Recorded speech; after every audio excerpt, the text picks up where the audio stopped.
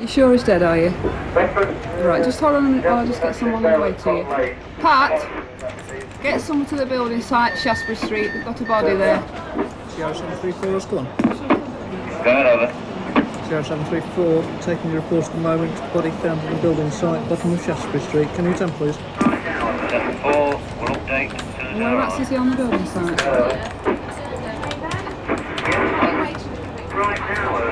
Yes. Hello, can I have ambulance, please? Building site, Shaftesbury Street. Thank you. Yes. Yes, we've got someone on the way to you now. Okay, thank you. Bye-bye.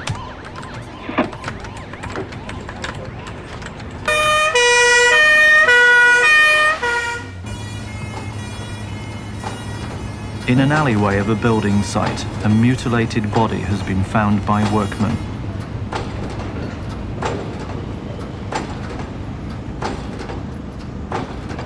Uniformed patrol officers have already taped off the area as the routine of a murder hunt begins.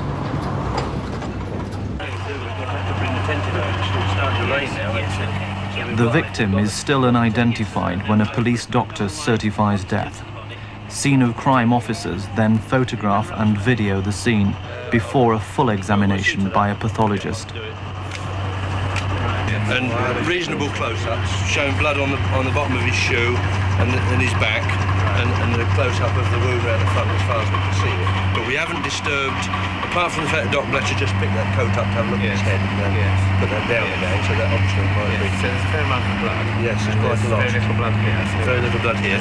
Killed. It is our view, which we'll show you afterwards, of course, from the other side, is our view that he's been taken out of the vehicle or something, dragged from over there. You can just about see some hair with blood on it under that first sheet. Just about see it. And there's some other hairs. Those gates were open all night, so it was easy to come in that way. So that entry is totally protected. As far as we're concerned, that's the way he came in. There's sort of rough signs to show dragging along there, and certainly the hair and blood is at that side.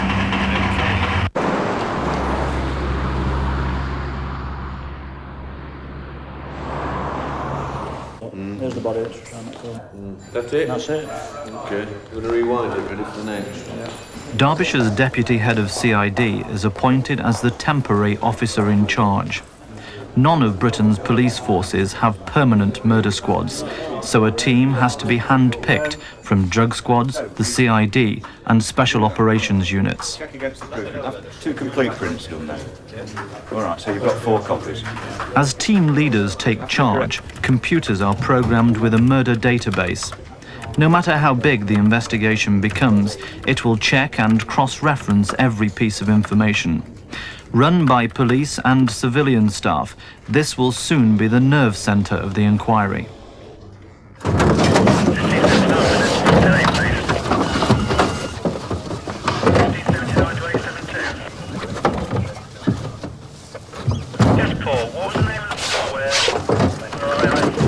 Well, we're doing the buildings now. Only the ones I've designated on Aussie Road. Yeah. So we're going up Osmondson Road first? Ivy Square, Osmondson Road. Yeah, okay. Within the first hour of the inquiry, a task force is sent to search more than a square mile around the murder scene.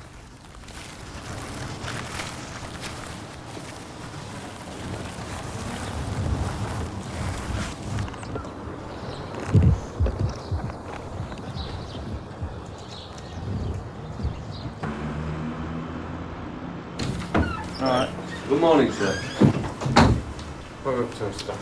We've got Detective Superintendent McAllister and DCI Hall at the scene. The Asian body looks as if it could very well be a Mohammed Rafia of 12 Row Walk, Derby.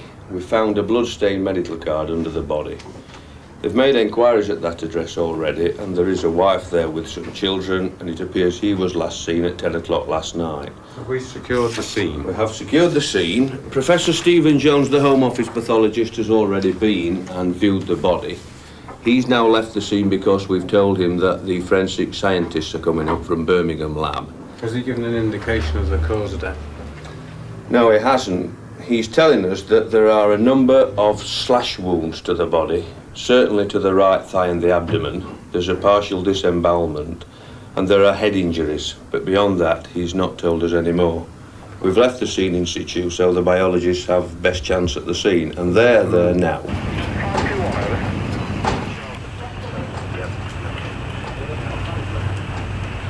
in your content? The victim's hands are the center of the biologist's attention. Beneath the fingernails may be skin or fiber scraped from a possible attacker.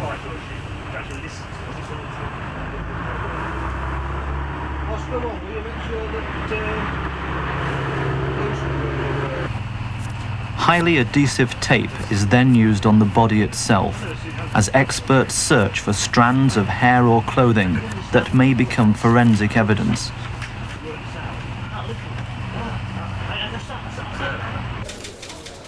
Senior officers arrive for the first briefing of the murder team. More than 40 detectives have been assembled. They'll be divided into teams of 2, a sergeant with a constable. It's now 4 hours since the body was found, but there is little to go on. Mr. Rafia is 50 years of age. He lives at 12 Row Walk, Derby, with his wife and 6 children.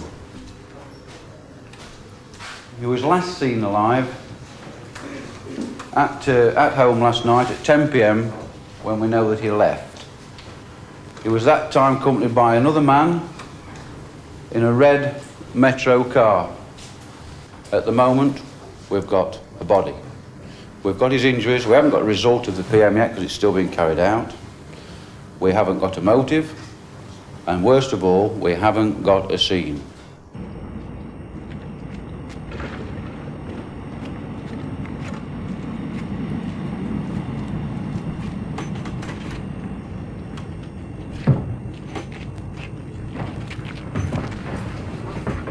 Cuts are present on the right shoulder tip, then the left front over clavicular region. The post-mortem examination gives police their first idea of how the man died. The pathologist examines the wounds on the body and the angle of knife holes in the jacket. He concludes that the victim has been attacked while sitting down and stabbed from both the side and the back. I've just come back from the PM and it was carried out by Professor Jones. Very thorough job he did, and the results are the cause of death was shock and hemorrhage due to multiple stab wounds. Now when I say multiple, he's got 42 stab wounds on his body. Now then, he's expounded the theory that this chap's been murdered while he's been sitting down. Just sit here, Bob. Because he's got the wounds, he's got none at all on his back. Not a one. On the front of his body, he's got one stab wound which goes here and comes out of the neck. Now that indicates the knife is a single-edged knife, about 5.5 inches long and about 1/2 inch wide. A kitchen knife, the old Prestige type. He's also got wounds here, here, here, here, here, there. I'd advise you to see the video, by the way. And the fatal wound, most likely, is the one that went down past his ear and came out in his neck. But the most likely cause is that, and the fact that all the multiple wounds, most of them, by the way, were just slashes, small cuts, you know, gaping wounds, but not fatal, was loss of blood. He had about 2 pints left in his body. So we've got 7 to find.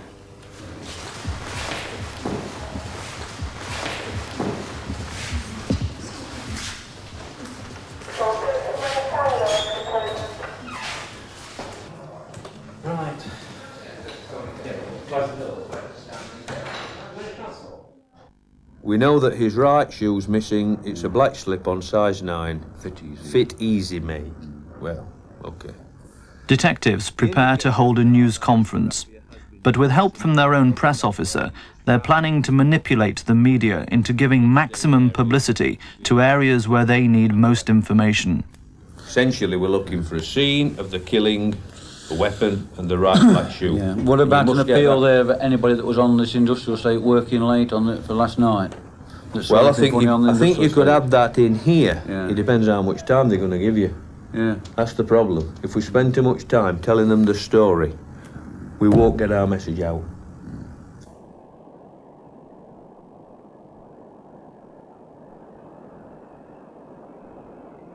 At the victim's home, detectives search for anything that might provide a motive for the attack.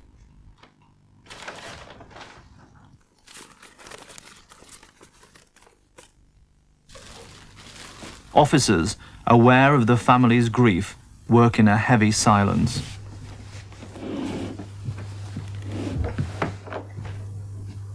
We had a lady on Overdale Road calling she'd found something by a garage, and she's found some property there which is heavily blood-stained. Will you give us a description of it, Roger, please? You've been out to it. It says it appeared between the hours of 9 and 5 today, between two garages at the side of 25 Overdale Road, or at the rear of 25 Overdale Road.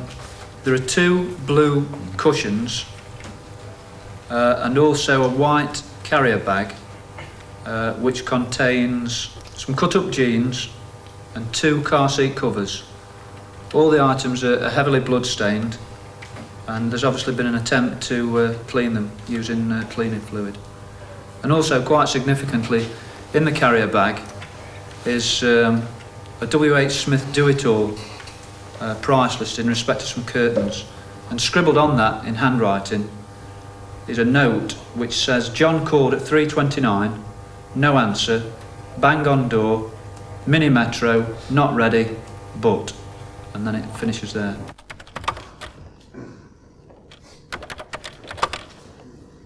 Computers are set on the trail of the metro mentioned in the note.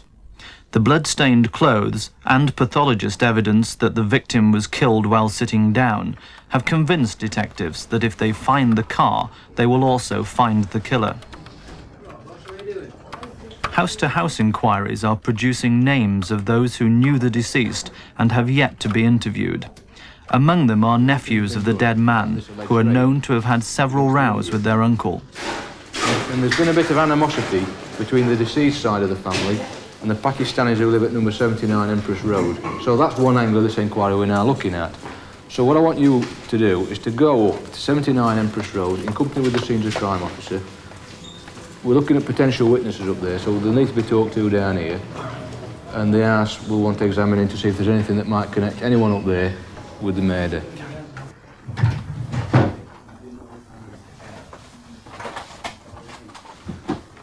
The three nephews, the Aslam brothers, live here. Problems arose between the eldest nephew, Kadam, and his uncle after Kadam's marriage ran into trouble and his wife went to stay with the uncle.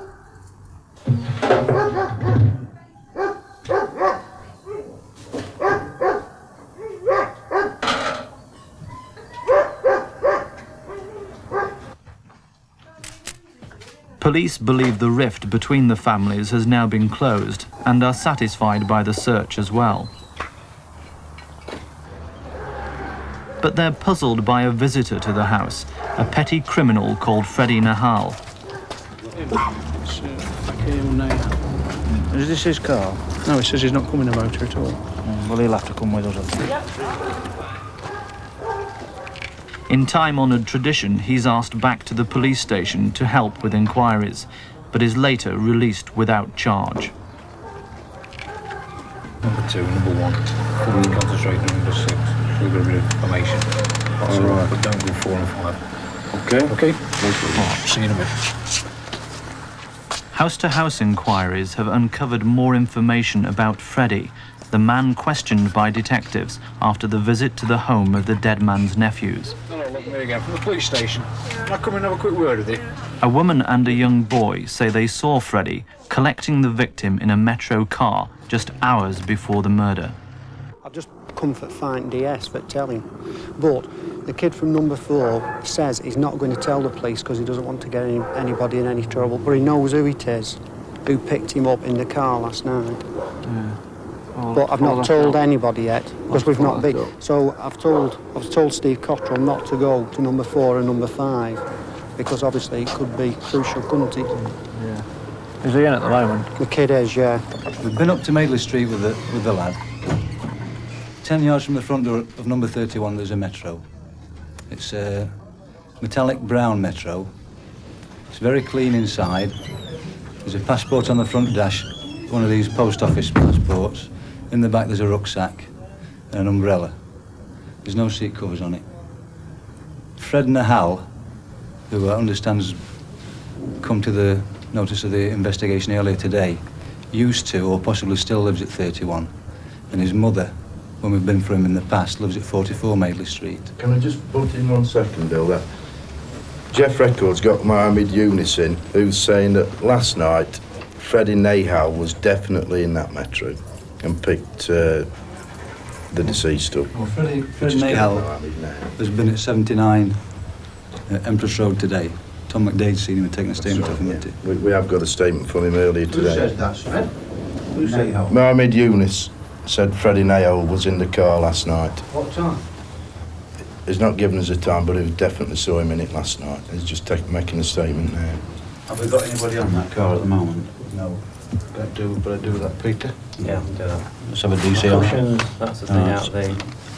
Let's have a DC. A pair of them out of in that car, Peter. The difficulty you're going to run into now is discussing all these things, and you've got a team of detectives now to be debriefed. So you need to set somebody in line now to go and look at this car, turn these houses over, and pull this guy. He's a prime witness, last seen with the season.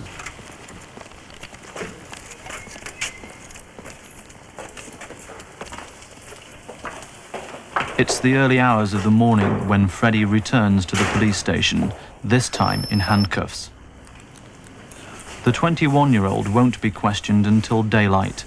By law, detectives can't interview suspects during normal sleeping hours. Coffee? It's the murder squad's first real break and the team's first chance of arrest.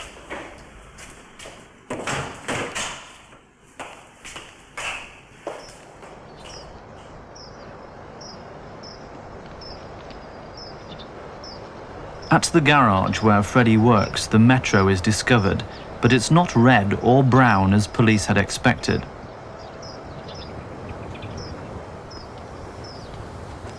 Its colour may have been mistaken under the glare of sodium streetlights, but there's no doubt about its importance.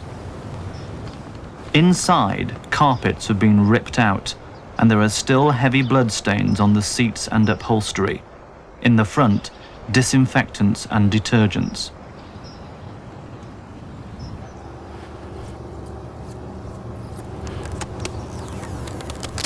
Dozens of fingerprints are lifted from the car. As well as Freddie Nahal's, they're looking for someone else's. According to the pathologist, the victim is likely to have been stabbed not just by the driver, but also by an accomplice sat behind him. Right then. This interview is being tape recorded. I'm Acting Detective Sergeant 528 William Steele, and I'm in an interview room at Cotton Lane Police Station in Derby. Another police officer is also present. Please state your name and rank. I am Detective Sergeant 462 Records, stationed at Long Eaton Police Station. What is your full name and your date of birth? Fakir Nahal, 6/8/66.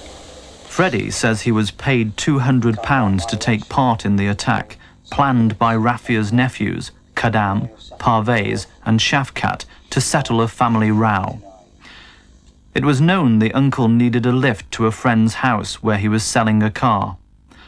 When Freddie turned up, posing as a potential buyer, Rafia was happy to leave in his Metro, and the trap was sprung. The job starts off, as far as we're concerned, initially, lunchtime on Thursday, when he goes to City Cars on Macklin Street, where he meets Kadam Aslam. A discussion takes place between Freddie and Kadam over the setting up of beating someone up over a family problem that Kadam wants Freddie to carry out.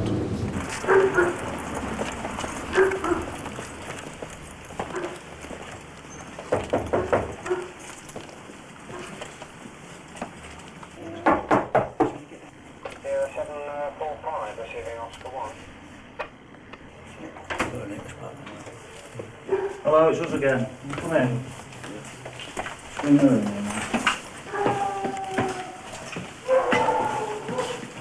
Just, Callum. I'm Detective Sergeant Hardy. I'm going to tell you that you've been arrested for murder. Me? Yes. You're not obliged to say anything unless you wish to do so. But what you're saying, I've put in writing and given in evidence. Right. You got the cuffs, sir? His pa was here. His pa was here. Was he in bed? No, he... You sure about this? Yes, he went down. Okay, we'll go and have a look upstairs anyway. Okay. Go and have a look upstairs for 5 minutes. The deceased is advertising a Ford Escort motor car in the paper. Freddie collects a mini metro and goes to visit the deceased's house. Calls on the deceased and makes the enquiry in respect of the vehicle.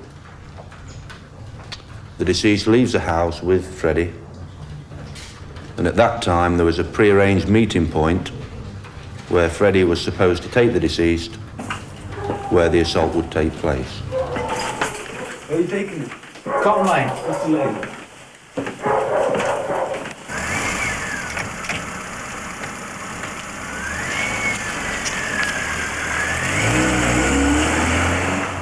Freddie commences the assault with the knife in the mini metro whilst the deceased is in the front seat and the hazard warning lights come on in the car. He's joined very quickly by Parvez. Parvez then picks up the knife and repeatedly stabs the deceased.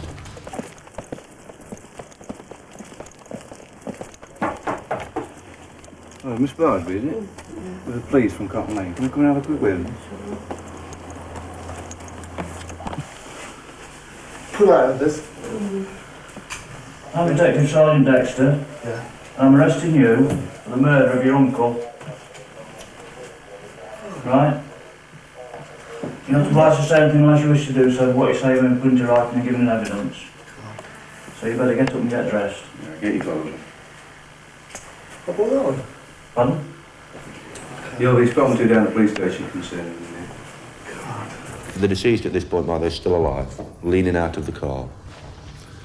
Parvez insists that it must be finished off. He has to be killed because he can recognise Parvez. Freddie, not too happy about this, but eventually they shove him back in the car and they drive away. And whilst they're driving away, Parvez continues to stab the deceased.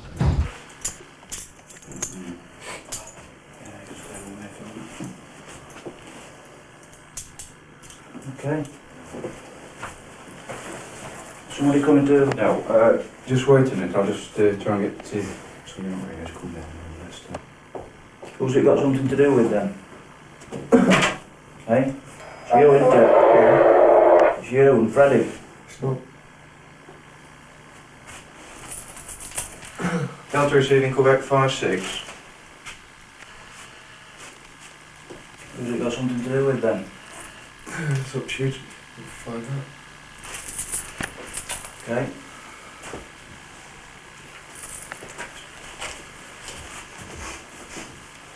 Delta receiving Quebec 5-6. After the body was left, Freddie and Parvez went to 79 Empress Road, where clothing was exchanged, clothing taken off, placed into various bags, together with a weapon, which we believe was subsequently disposed of in a culvert and Markeaton Lane at the back of Markeaton Park by Parvez. You're not to follow this officer.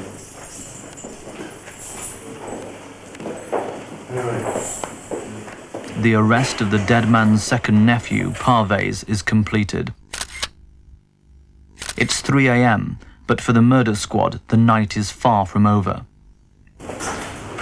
Also brought in is 20-year-old Harbinder Dosanjh. Like Freddie, he's a Sikh, recruited by the Muslim Aslam family to attack their uncle.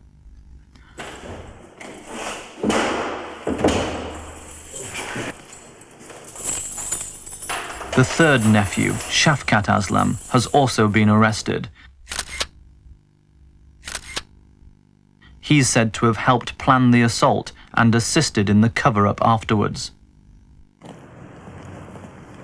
It still isn't dawn when detectives, helped by Harbinder, retrace the route of the metro.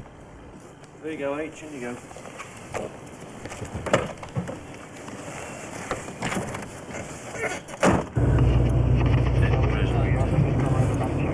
On a supermarket car park, they find blood where Freddie made a clumsy attempt to clean the vehicle.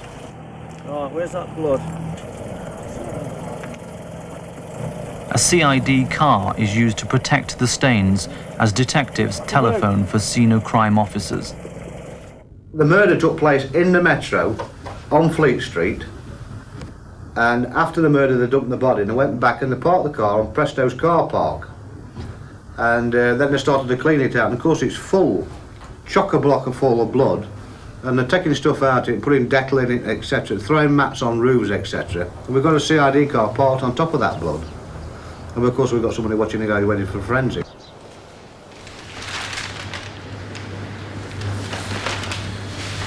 There's plenty of blood on that, isn't there? Very heavy just there. Goodness me. Right out of the way.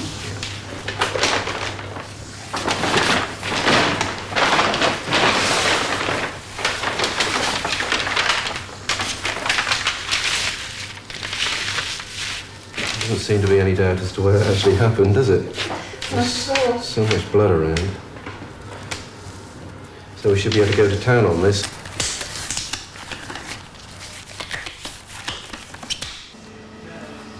Unlike the rags and mats, seat covers found with cushions at Overdale Road show no sign of blood. A basic chemistry test is carried out. A circle of filter paper is rubbed over a target area.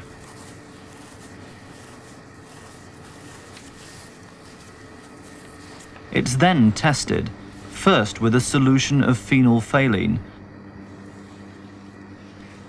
and then with a droplet of hydrogen peroxide.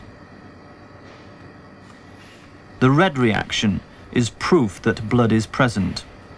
This sample will now be further analysed to group it and then match it with the victims. Seems all over the place.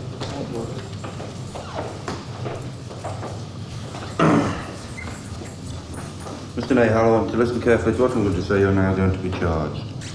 You're charged with that you did at Derby, on or about the 2nd day of March 1989, murder Mohammed Rafia against the peace, contrary to common law. You do not have to say anything unless you wish to do so, but what you say may be given evidence. Do you understand the nature of the charge?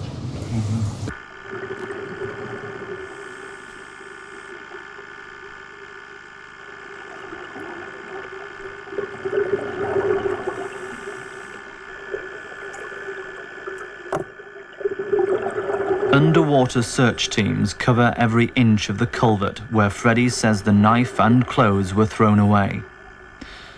Working between ropes pulled parallel to each other, they keep a check on which areas have been searched. Despite the thoroughness, nothing is recovered. Right, Mr. Dosanjh, would you like to bring your blankets with you, please? Harbinder Dosanjh was recruited as backup muscle for Freddie, but while watching the attack, he changed his mind and fled from the scene. The admissions he's made in recorded interviews are still enough for him to be charged with murder. Well, they just says you're going to beat him up. Yeah. I thought, yeah, okay, if you're going to yeah, beat him up, yeah, all right. So you were quite willing to help beat him up? Yeah. To do him serious harm? No, not to beat him up as if, you know, few black eyes, say, broken leg, that's it. So you were willing to go along to beat up Rafia? And when you say beat him up, you say do what? Black eyes? Black eyes and say broken leg. Broken leg? Yeah. think that a broken leg is serious? I suppose it is. The Aslam brothers are all charged separately with their uncle's murder. While only Parvez and Freddie are believed to have used the knife, in law, those who also planned the attack are just as guilty. Parvez Aslam, you're charged that you did at Derby on or about the 2nd day of March 1989 murder Mohammed Rafia against the peace. That's contrary to common law. You do not have to say anything unless you wish to do so, but what you say may be given in evidence. Have you anything to say? Parvez hoped to clear himself by giving an alibi for the night of the murder. It was a friend of the family, a man of good name, in fact, a trainee lawyer.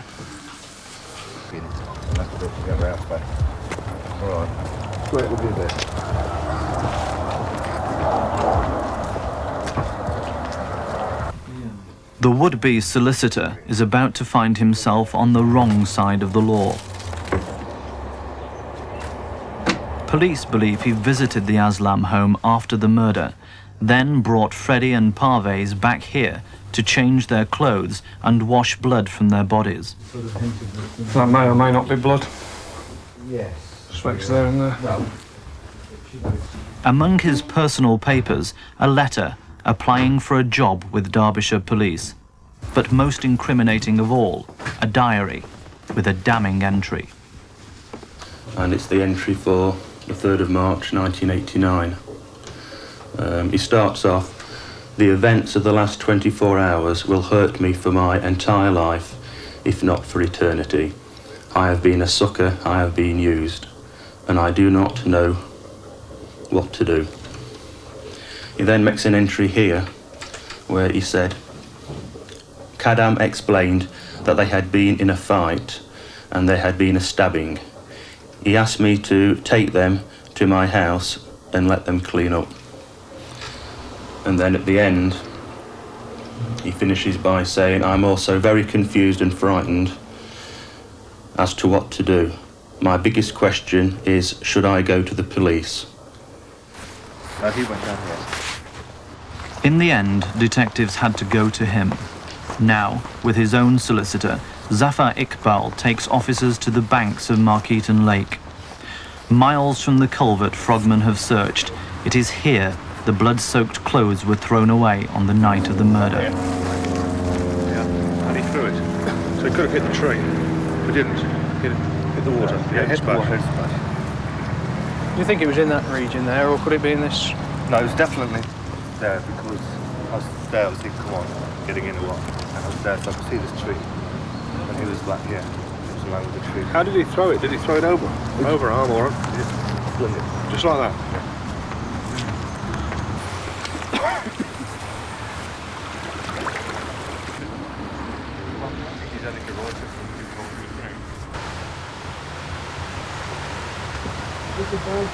Okay, mate. Joe, you go back about 6 feet that way.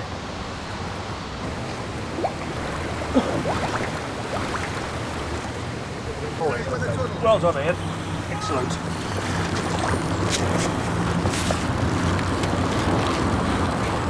Yeah, that's the sort of thing we're looking for. You go back and check the area again.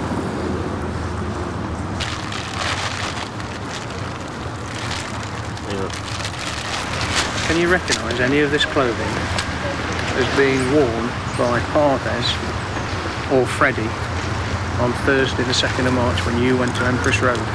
No, I can't recognise the clothing, definitely, like I said before. I haven't paid much attention to the clothing.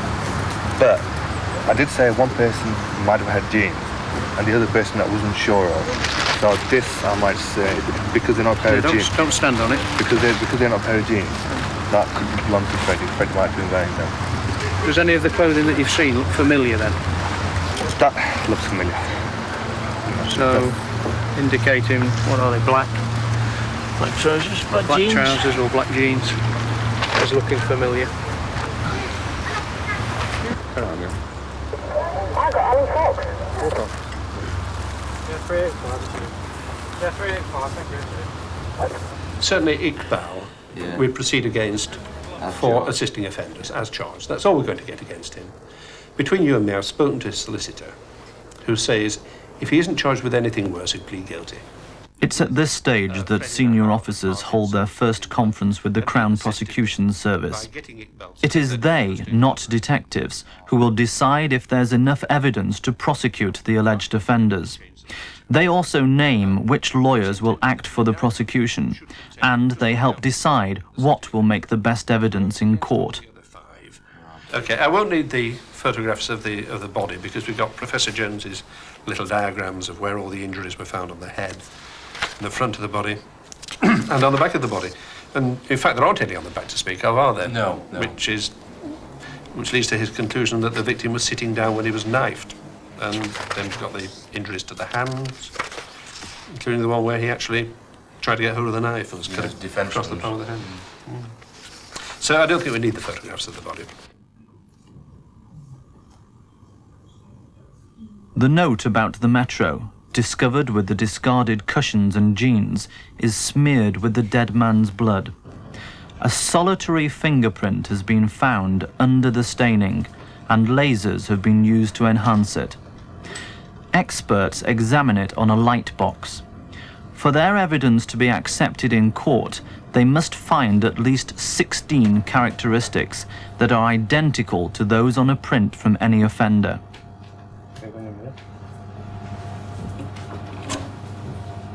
After weeks of meticulous work, they have their match. The fingerprint has come from Freddie Nahal.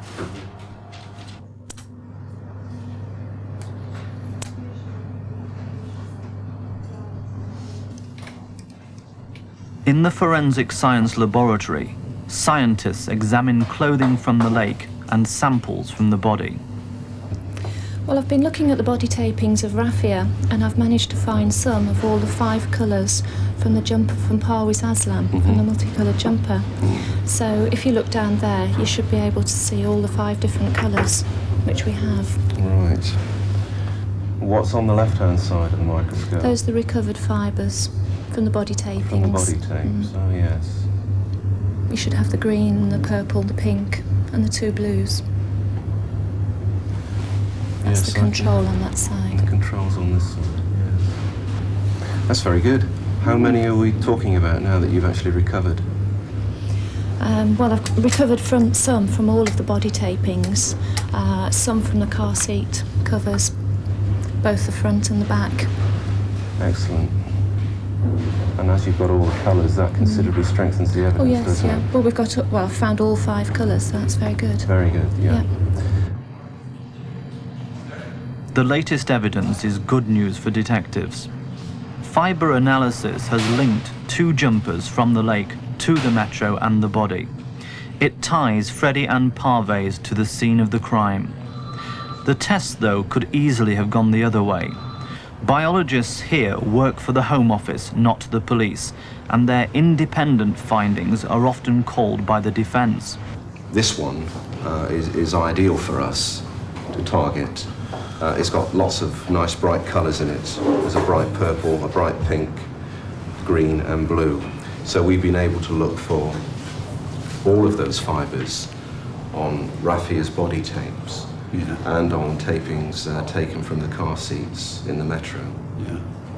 But suffice it to say for now that we have in fact established a link between this item, Rafia's body, and the Metro. Oh, great. Good. Yeah. To the body as well? To the body as well, yes. Fibres recovered from the Metro have allowed scientists to go further. They can now shed more light on police theories of who sat where in the murder vehicle. Well, if we imagine this is the inside of the Metro and we're considering 2 individuals who are wearing these jumpers, you think you've established that in fact Freddie wearing this one was in the driver's seat. Yeah. Right, so if we put him in a position which roughly corresponds to the driver's seat, and we'll ignore this one just for the time being, but Rafia, the dead man, is going to be in the front passenger seat, so we'll move him into there. And then the initial assault comes from Freddie, you believe, onto Rafia. And then Parwiz, who's wearing this sweater, you think, scrambles into the vehicle, either from this side, the driver's side, or across the dead man from the front near side. And then he's in the back More of the than vehicle likely now. from that side, isn't it? But we know he's in the back. We know he gets into Yeah. the back somehow. He gets Okay, into the well, back. if we put him in the back of the vehicle, roughly there, then he is then in a position, we believe, to carry on the assault.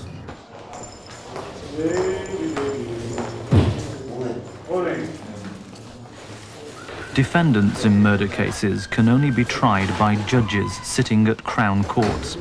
The waiting list for such cases is now about 8 months.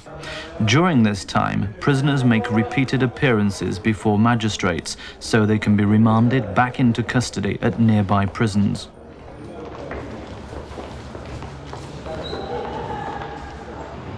After more than a fortnight in jail, Zafar Iqbal has been freed on bail. He's not charged with murder and has agreed to plead guilty to the lesser offence of assisting in the crime. Take a seat, Mr. Wilson, Mr. Iqbal. Iqbal is becoming a key witness against his old friends. His diary will be strong evidence against them, and he's told police that when he visited the Aslam home on the night of the murder, he was let in by the middle brother Shafkat. Now, with the Crown prosecutor and barrister waiting outside the interview room, he reveals how he was approached in prison by Shafkat and asked to lie to detectives. He told you that if you turned your statement round and said that he didn't open the door, then he would look on it as a favour. That's right. You said, why don't you tell the truth if that's all you did? Shafkat told you that he had picked Freddie up from the windmill a couple of times and he had also dropped him off there as well. That's correct. You said to Shafkat, if that was all he had done, why was he lying? He said that on the night, all he was supposed to do was pick Desange, Freddie and Powys up from the metro when it was parked. But things went wrong and he went home. That's why he was at the house when you got there. Is that how it happened? Yeah, according to him, That's all we're interested in, is what he says, not what you think anyone else has said or what they've told you.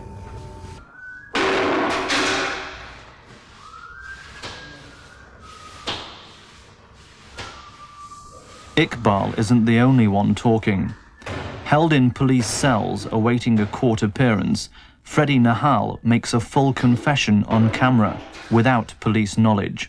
There was no knife or nothing actually mentioned at all until the actual last minute.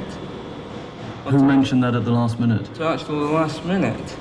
There was 5 of us in the car at the time when the knife was mentioned, and that was at the last minute. Who suggested that?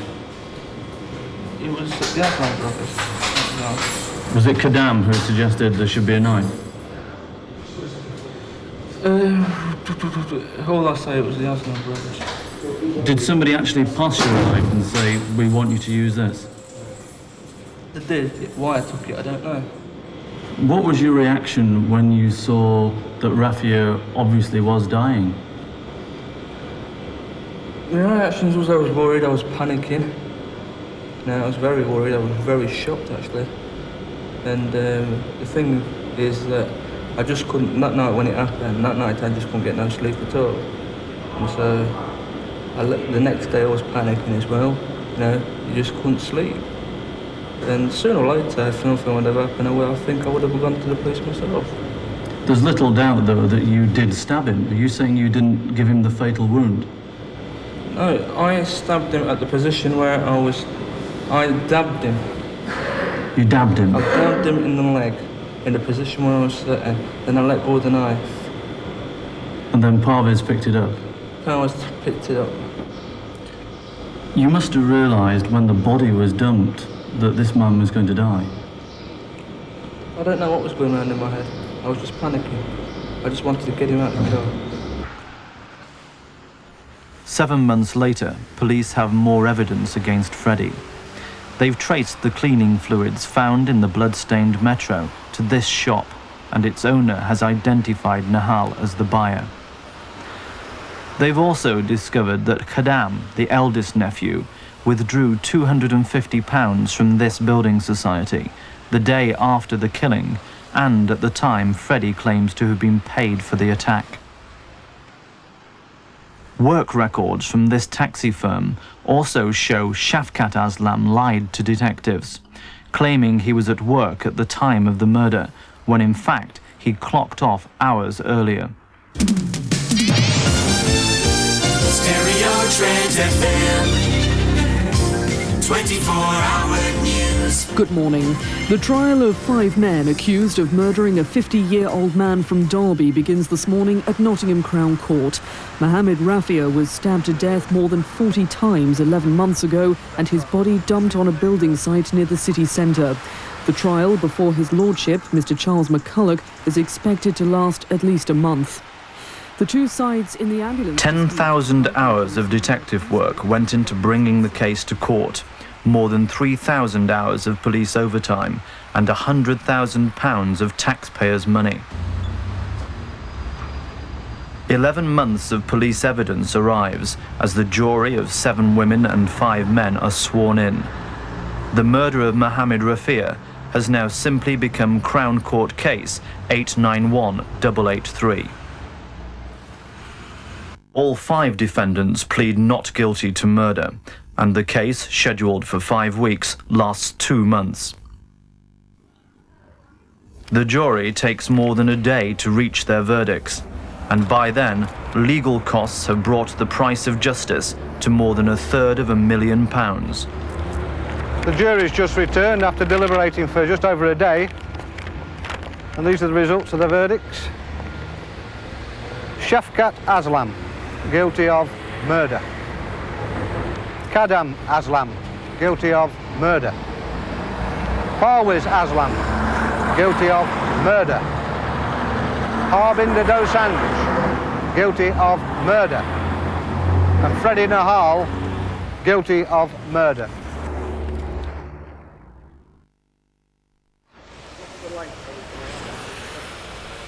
Sentencing Kadam, the eldest nephew, to life imprisonment, the judge recommends that he serve at least 16 years. Zafar Iqbal, the would-be solicitor, is jailed for only 6 months. The other 4 men are sentenced to life and could be freed after just 10 years. When the jury came back with the verdicts, I was shocked. I was thinking, I was just trying to stand up on my feet. And I was thinking I was going to fall over, actually. I couldn't face... I don't think I could face the deceased's family. It's very difficult. Very remorseful. What would you say to them if you had that opportunity? I wish I could do something for them, but they're going to... somebody said he's got to cheat to do that. But it's just one of them things. Very sorry. The first night that you've been sent down, that you've been convicted of what is the worst crime anyone can ever commit, what were your thoughts? I was worried how my family took it, especially my mother, because she's ill. Your mother? Yes. And it's just one of them things I had to take, and I couldn't do nothing about it or anything like that. But what made me, why I took it so easy, because justice was done. If it would have been 1 left out or 2 left out, I'd have got a walk out or whatever. I would have took it a bit different. I would have took it really hard. But it's just levelled me out when I heard all the verdicts. Because my heart was going in and out. It was like waves when they were going from one person to the next, when they were saying them verdicts. It was I'm glad at the end of the day, justice was done.